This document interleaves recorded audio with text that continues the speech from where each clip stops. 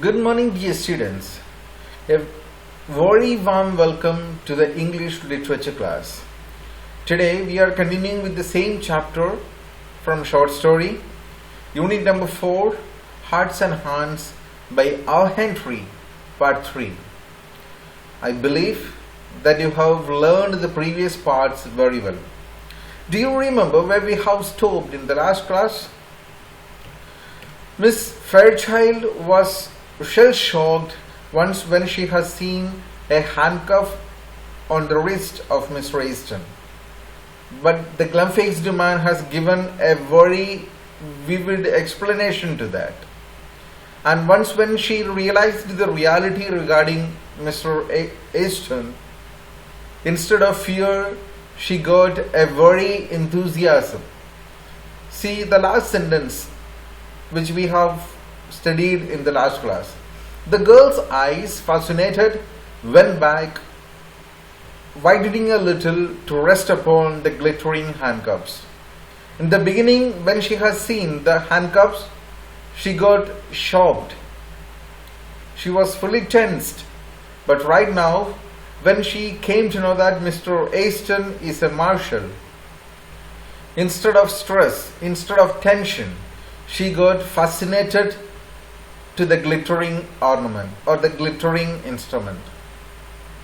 And there she was speaking about the duty of a marshal. They are putting their life in risk in order to save, in order to serve the society. So here we are going to continue with the rest of the chapter. Don't you worry about them, miss, said the other man. All marshals handcuff themselves to their prisoners to keep them from getting away. Mr. Easton knows his business. So in the last conversation, Miss Fairchild was speaking in favor of marshals. They are putting their life into risk. They are getting involved in all kinds of dangerous situations. And in such a way, they are serving the society, serving the nation. They do their duty. So that's why the glum-faced man is asking to Miss Fairchild, don't you worry about them, miss? Don't you have any tension? Don't you have any concern towards their life? Who are putting their life in order to save or in order to service the society? Said the other man. All marshals handcuff themselves to their prisoners to keep them from getting away. Mr. Easton knows his business. So all the police officers, all the marshals who are taking prisoners from one place to the other, they will handcuff themselves to their prisoners. Why? What's the reason behind it? To stop them from getting away. Otherwise, the prisoners can run away from there. Or suppose if a policeman is traveling with a prisoner, he can run away or he can get missed, the prisoner. So here he is giving an excuse to that, because already Mr. Easton's right hand is chained with or handcuffed with the left hand of the other man. So all marshals can handcuff themselves to their prisoners to keep them from getting away. Mr. Easton knows his business. So Mr. Easton is very much aware about it. That's why he has fastened the handcuff with my hand. Or in other words, that's why he has handcuffed himself with me. Will we see you again soon in Washington? Asked the girl. So the Miss Fairchild asked them, will we see you again soon in Washington? Are we going to meet again very soon in Washington? Not soon, I think, said Easton. My butterfly days are over, I fear. So here there's a phrase for you, a new phrase it is, my butterfly days. You might have noticed the speciality of the insect butterfly. What's the speciality of that? It is moving from place to place without any restrictions. an insect which is enjoying its maximum freedom. Or when we look at the butterfly, we will feel a kind of freedom. So actually the particular phrase used here means that Mr. Easton is fearing that his freedom in the life is over since he has taken the responsibility of a marshal. Not soon, I think. So he is telling to the girl that I don't think that we will meet again very soon. And what's the reason? Because my butterfly days are over, which means my happy days of freedom are over, I fear. I love the worst, said the girl irrelevantly. Her eyes were shining softly. She looked away out the car window. She began to speak truly and simply without the gloss of style and manner. So here the girl started to speak. She started her conversation with the sentence, I love the West. So now she is not at Washington. She is on her way. At the same time, she is telling that I love the West, the western part of the country. She loves it very much, said the girl irrelevantly. Actually, it's not needed to mention here in this situation, in this conversation.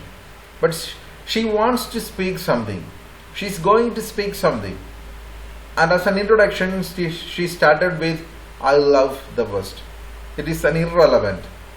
The meaning of the word irrelevant is casually. It's something casual he started to speak. Her eyes were shining softly. So she was coming to speak something. She was remembering something. She was trying to recollect something.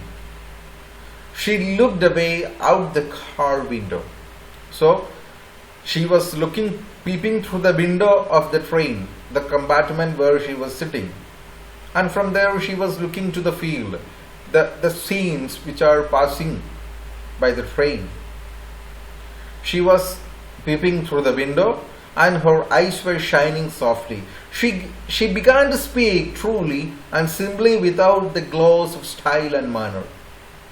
Gloss actually means something like a screen which is hiding something. So without any kind of hiding, or she was not having anything to hide. So whatever she spoke, it was coming from her heart.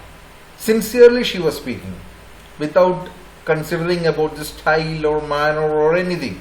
She began to speak truly and simply without the gloss of style and manner, without any kind of hesitation, without any kind of fear, without concern about status, style and manner. She started to speak. Mama and I spent the summer in Denver. She went home a week ago because father was slightly ill.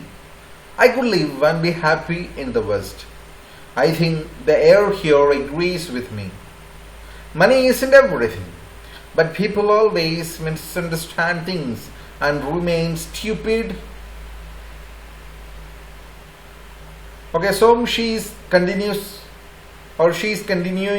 with her heartfelt feelings. Mama and I spent summer in Denver. So me and my mother, we were living in Denver. She went home a week ago because father was slightly ill. So right now she's not with me because she went back home because father was slightly ill. I could live and be happy in the West. So actually she is trying to convey something to Mr. Easton. Mr. Easton is living in the West, but Miss Fairchild is living in Washington. But indirectly she is trying to convey that she is also would like to live in West. I could live and be happy in the West.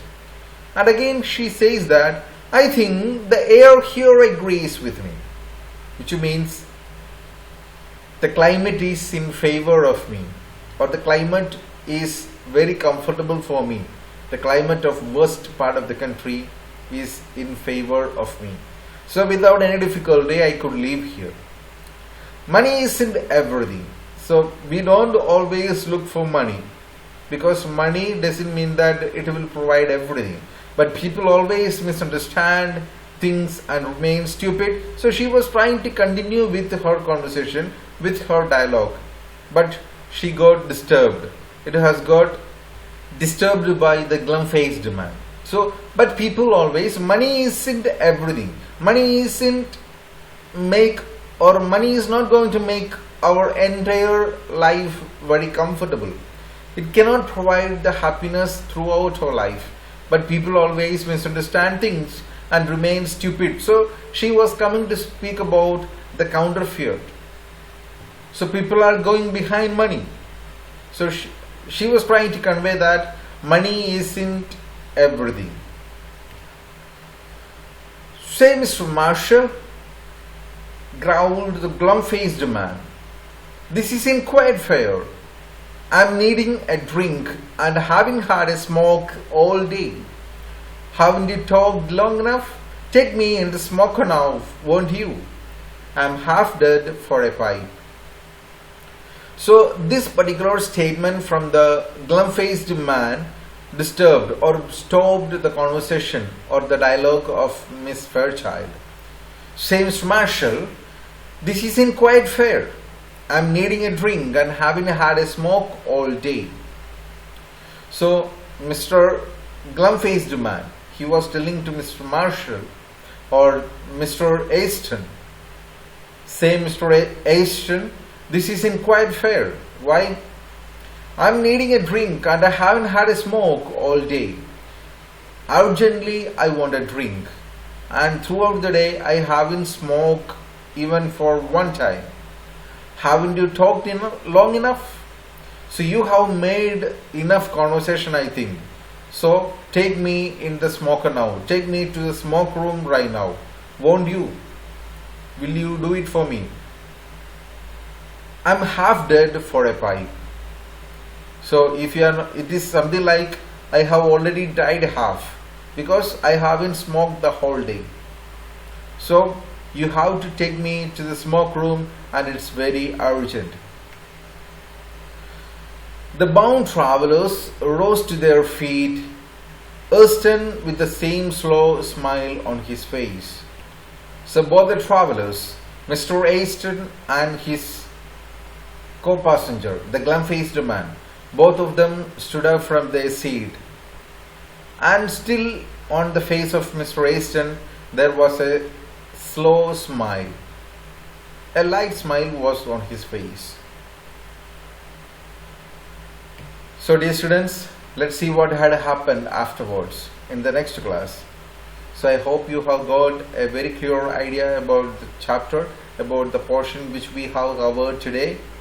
And the next class we will wind up this particular chapter and there we will see what was the twist in the story, the climax of the story. So we will meet again in the next class. Still then, I would like to sign off. Thank you.